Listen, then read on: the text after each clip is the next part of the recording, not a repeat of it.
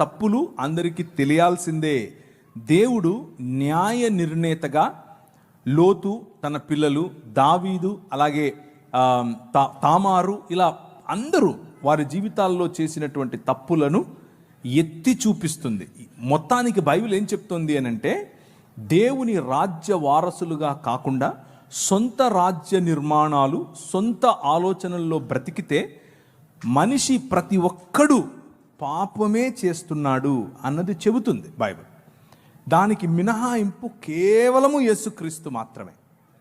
మళ్ళీ కొత్తగా ఒకరు వచ్చి చెప్పక్కర్లేదు మనకు, మీ దావీదు ఇలా చేశాడు, ఆడు ఇలా చేశాడు. మాకు తెలిసేది, వి నో దాట్.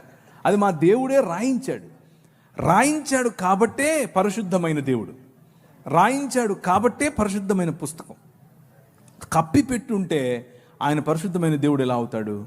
కప్పిపెట్టుంటే అది పరిశుద్ధమైన పుస్తకం ఎలా అవుతుంది?